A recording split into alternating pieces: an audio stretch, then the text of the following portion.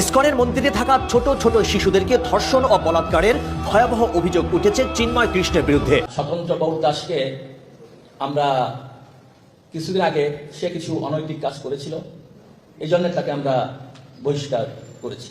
আর চিন্ময় কৃষ্ণ দাস, তার বিরুদ্ধে কিছু অভিযোগ আসছিল, অভিযোগ তদন্ত করার জন্য আমরা তাকে 3 মাস সময় দিয়েছিলাম। 3 মাস তুমি ওই পুণ্ডরিক ধামে ওই মন্দিরে থাকতে পারবে না, অন্য জায়গায়।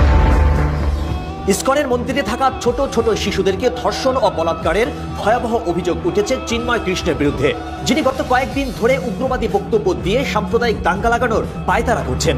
দেশের বিভিন্ন জায়গায় উস্কানিমূলক বক্তব্য দিয়ে এই ব্যক্তি যখন হিন্দুদের কাছে হিরো হওয়ার চেষ্টা করছেন, ঠিক সেই মুহূর্তেই তার থলের বিড়াল বেরিয়ে এসেছে।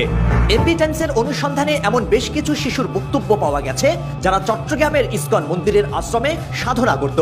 সেখানকার অনেক শিশুই এই ভণ্ড সন্ন্যাসীর হাতে ধর্ষিত হয়েছে। চিন্ময় কৃষ্ণ ওরফে চন্দন ধর ছিল চট্টগ্রাম ইসকন মন্দিরের প্রধান বা অধ্যক্ষ। সেই সুযোগে রাতের বেলা আশ্রমের আবাসিক রুমে গিয়ে বাচ্চাদের ডেকে নিয়ে ধর্ষণ করার চেষ্টা করত। ইতোমধ্যে নানা ধরনের অপরাধ প্রমাণিত হওয়ায় চিন্ময় কৃষ্ণকে ইসকনের দায়িত্ব থেকে বহিষ্কার করা হয়েছে।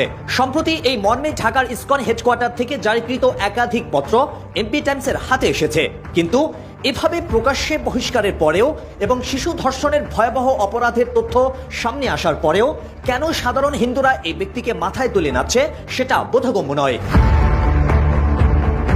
কয়েকদিন আগে চট্টগ্রামে হিন্দুদের এক সমাবেশে চরম উস্কানিমূলক বক্তব্য দিয়ে দেশব্যাপী সমালোচিত হয়েছেন চিন্ময় কৃষ্ণ নামের বহিষ্কৃত এই সন্ন্যাসী।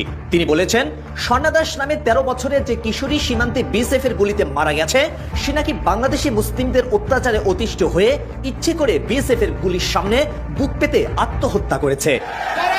বিএসএফ এর গুলিতে মরতে গিয়েছে কারণ এখানে বেঁচে থাকা তাদের জন্য একটা জীবন মৃত্যুর প্রহসন ছাড়া আর কিছুই নয়।